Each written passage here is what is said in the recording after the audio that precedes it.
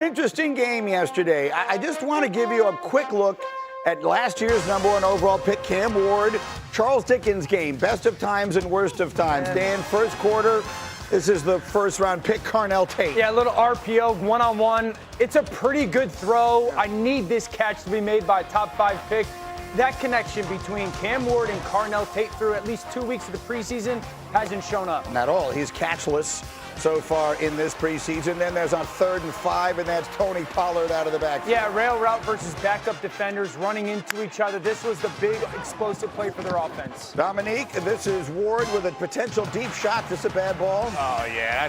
That's a great play by the DB not getting the flag, but I would appreciate if all passes, like all deep routes, were that underthrown.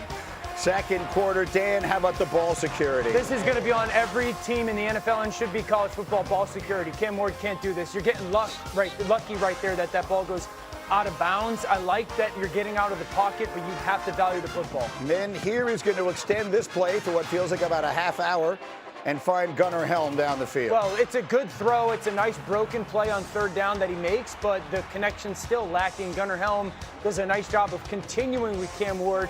But watch how his right foot, or left foot, does not get down in bounds, incomplete pass. So it's no good there. For Ward, again, the ups and downs. He was 8 of 12, 69 yards.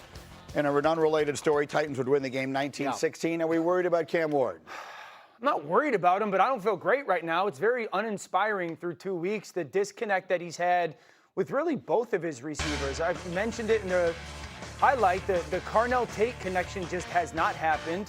We haven't seen Ridley have a connection. There's misses, and so the only receiver that he's shown, at least through 2 weeks in the preseason game-wise, to have that good connection with has been Wan'Dale Robinson, their free agent signing. So it's been uninspiring and disconnected so far in Tennessee. We know what the Titans set out to do this offseason was to make the circumstances around Cam Ward better. They draft a wide receiver, 4th overall. They bring another wide receiver. You mentioned Wan'Dale Robinson, comes over from the Giants where the offensive coordinator, Brian Daboll, was the head coach. They had a problem catching the ball last year in Tennessee. They had a problem with drops, and these guys, in spite of the first highlight, are supposed to be sure-handed guys that can catch it. What this means is the spotlight on Cam Ward in year 2 is going to be different than it was in year 1. The expectations will be higher because there won't be as many excuses. So, yes, a little bit of alarming performance here in the first 2 preseason games. We don't know. The other team might be scheming up a defense. You might not be scheming up an offense. We don't know what we're looking at exactly. But if you're a Titans fan, you would like to see better. The one thing that I saw in there that's separate from Cam Ward that doesn't matter whether it's preseason, the regular season, or postseason was very little separation. Like in man coverage, you couldn't see Carnell Tate creating the distance between the receivers and crossing routes or in that fade that you would like to give a young quarterback an opportunity to get open. And the defense got gashed too. I think we were all expecting the Titans to be a little bit better this year, and it seems like just based on these preseason games, it's hard to get excited for what they're going to be this year. So we'll keep an eye on them. Remember, they open against the Jets, the Robert Saleh Bowl, which is a very interesting game in week 1. Meanwhile, there were some big stories in the NFL. Graziano, let's run through these. I feel like there is a huge sigh of relief in Las Vegas. There is. Their star running back, Ashton Genty, was helped off the field yesterday in practice. There was a lot of concern initially, but it turns out it's an ankle injury, and the Raiders do not seem concerned that it's serious. If it's a sprained ankle and it's serious, it could theoretically threaten week 1, but we're not at that point yet, and the Raiders believe they got very good news on Ashton Genty last night after what they saw on the field. 49ers got good injury news. They activated George Kittle, the tight end from the PUP list, which allows him to practice and, could put him on track to play week 1. Christian McCaffrey also returned to practice after a little more than a week off. He said that was just routine maintenance and part of the plan for getting him ready to start the season. So if we take him at his word, he should be good to go for week 1. Remember, they open against the Rams in Australia. And Browns coach Todd Monken said yesterday he was going to name his starting quarterback today. So this saga of the competition between Deshaun Watson and Shedeur Sanders, which took a couple of really kind of weird and interesting turns over the weekend, seems like it's headed for a resolution today. Todd Monken says he will likely select a quarterback to start week 1, and we'll find out which guy it is. In case you didn't see/hear this over the weekend, let's give you at least some sense of what Dan Graziano's talking about there. Deshaun Watson after a tough night, and the crowd was booing him at home. Here were his comments after the game on Saturday. I think the whole world knows it has nothing to do about the performance. It's a little bit personal than that. So I think it's a disrespectful thing. Last time I played on this field, I tore my Achilles. And that same fan base, they cheered when I got hurt. So does that have to do with, what does that have to do with anything about performance? When a person get hurt, especially for your own city, and they cheer. Does any of that make you regret coming here?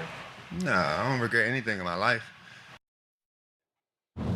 So there's that. So the relationship that had already been questionable between Deshaun Watson and the Cleveland fan base takes that turn over the weekend. They will name their starting quarterback today. What do you think? They should name Shedeur Sanders to be their starting quarterback. I don't think they can have Deshaun Watson on the team after that interaction. And if they somehow come out today and name Deshaun Watson their starting quarterback, if I was a Browns fan, I would not go to the games. You cannot handle the press conference in that way, given the circumstances of what has transpired since they gave you $230 plus, $250 million guaranteed, and the lack of performance and availability has shown itself in a city like Cleveland. I feel bad for those fans that they have to sit there and listen to that. So if this was strictly a football decision, it'd probably be a coin flip, 50-50, whatever guy you want to start, go ahead. But after that, I don't think you can have him as your starting quarterback. I don't think you can have him on your team. What do you think? Well, I mean, if you decide that the press conference is where you're going to stop going to the games, it might be a little late. It might be a little late on that decision. However, I understand maybe wanting to start Deshaun Watson and then going to Shedeur Sanders.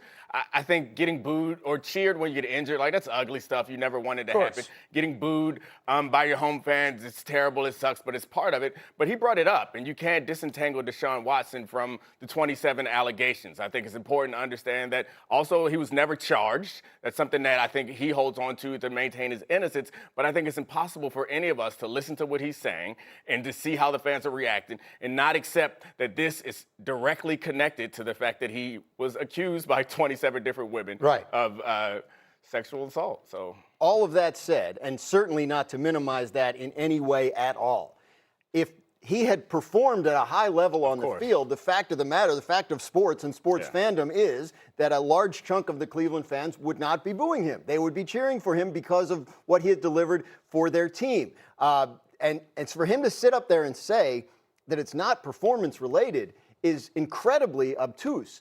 Because it's also not knows accurate. This. Of course it's not accurate. And if he either knows that or he's just completely oblivious, and I'm not sure which one it is, and I'm not sure which one is worse. Right. Because he has, go back, okay? He sat out a year because he didn't like Houston anymore. He had a list of teams he wanted to be traded to. He told Cleveland they were off the list. They come back, they guarantee him $230 million over 5 years. He said, okay, fine, I'll go. So the fan base knows you didn't want to be here. Then you show up, you're suspended for the first 11 games of your time there because of what Dominique was talking about before. He's never really owned up to that. And over the course of the first 3 years, you play a total of 19 games. You play poorly in all of them. The team doesn't win. You missed last year completely because you tore your Achilles and then you tore it again while you're rehabbing. You come out, you got to beat out a 5th-round pick for the starting job. You're making $46 million this year. You got to beat out a 5th-round pick, and you can't clearly do it.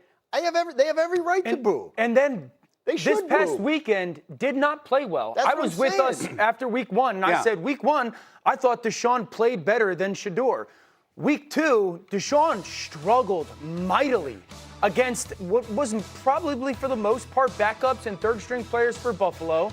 And so to sit there and say it's not performance-based, you can have that opinion, but the performance warranted it. There was a moment where Deshaun could have endeared himself in the smallest way to that fan base and said, listen, I don't like getting booed, but I haven't held up my end of the bargain for both injury and performance. You pay your hard-earned dollars to come watch us play. I didn't do